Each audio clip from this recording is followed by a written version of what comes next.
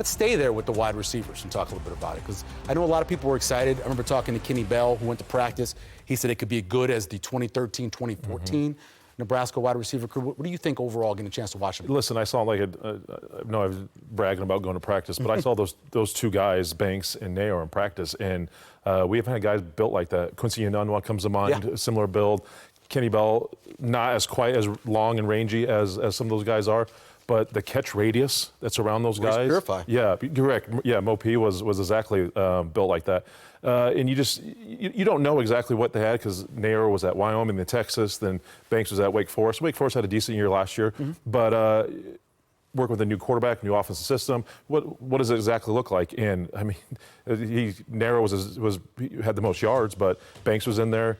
You throw Fedoni in there, like to see him get some more action. But these guys are as good as it comes, and as good as Nebraska's had in quite some time.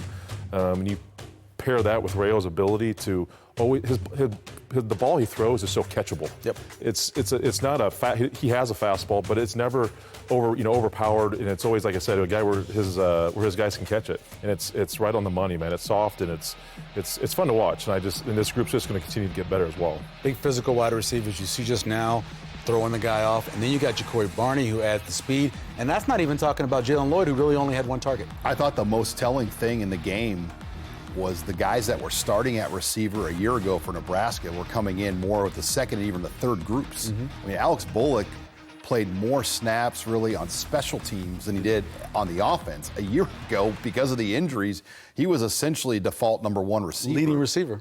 With some of the things they battled. So it tells you, quarterback obviously has been upgraded, but the upgrades they've made, and even the tinker they made with Janiron Bonner to the slot, and we didn't even mention Carter Nelson. You think about the future of these bigger body receivers. Malachi Coleman's a track star that they're hoping to redshirt.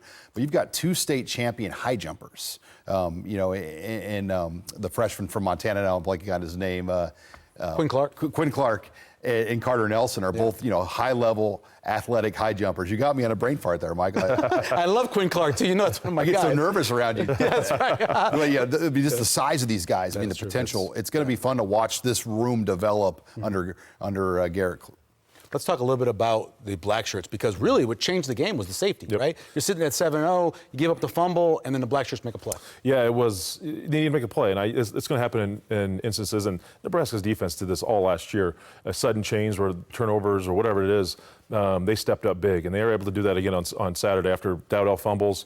They get the big play. It's 7-7 at that time, and they're able to make that thing 9-7, really just flip the game, the momentum, because it kind of seemed like after that fourth down stop that they were able to get there, they scored just a few plays later. It did switch a little bit, and you kind of had to catch your breath and be like, okay, you got a little uncomfortable, but making that play, and really I'll break it down. I mean, Nash Hutchmacher just destroyed the center right back into this, and Bayer kind of blitz, and Ty Robinson comes unblocked off the edge, and you make a play, and this defense is going to have to continue to do this all year, make a play and clean up some of the messes. But that's what it's supposed to do. That's a team football. I hope the offense is going to step up and score some points when Nebraska's defense is struggling too. Sean, I read that people talking about Nebraska only had 4.4 yards a carry, but the starting four backs had 6 yards a carry. 33 carries for 200 yards. They were pretty efficient, those OR guys. Well, and Dante Dowdell was poised to have a 100-yard game. Easy, yep. He had 55 yards pretty much in the first quarter, averaging 8 yards per pop.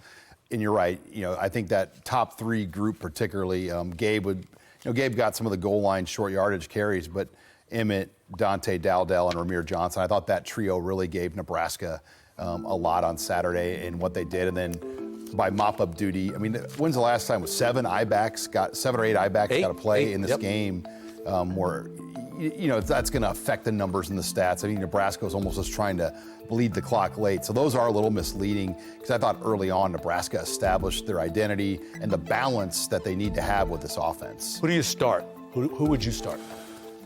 Man, it's tough. Dowdell had the hot hand. He had that fumble, though. I think, Gabe got the 2 touchdowns. Ramir ran tough.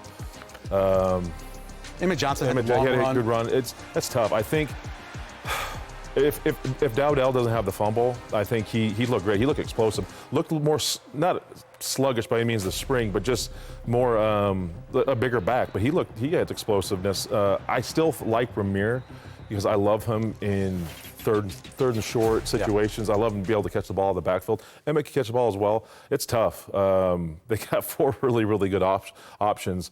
And Gabe is just, if he continues to stay healthy, I think he's a great short yardage back. But I'd still think Ramirez your starting guy heading into game 2. You know what? One of the things that Coach Rule does really well is he speaks things into existence. He talked about how Dowdell wasn't playing well in the spring, how he was kind of behind in the summer. You see him turn it around. Same thing with Tommy Hill last year. He really has a way of talking those guys into getting better. Well, and you look at Dowdell's body of work, he is far and away the most touted of the running backs. Yep. I mean, he was a legit high 4-star recruit that played in the All-American Bowl in San Antonio, went to Oregon. I mean, could have gone anywhere he wanted and went to Oregon and got log jammed in a really backed up running back room. Sure. So Dowdell and his stepfather, Lawrence Hopkins, were very interested right away in Nebraska because they knew the opportunity that was there with 2 backs coming off injury and that there was an opportunity for him to get in here and play at a high level. And this offense that they're going to run here with tight ends and downhill, he was a good fit for it with his skill set. Real quick, we didn't talk about the offensive line, but the starting offensive line played Really well. They had that 1 sack, but across the board, I mean, Benhart, Evans, Scott, Mazuka, and then Corcoran. I mean, I just remember one of the goal line runs with I think it was with Gabe Ervin. But I mean, Evans pancaked this guy right back into the end zone. I mean, the power run they had with Ervin, it was a tight end situation. Number 1 from UTEP just got tossed out the club, and they power play, doubled down on him. So it's what you wanted to see, right? Protect the quarterback, give some time, be able to run the ball, and commit to run the football to get those big guys timing and get them, greased up and ready to go. Because the rest of the season, they're going to have to be able to run the football.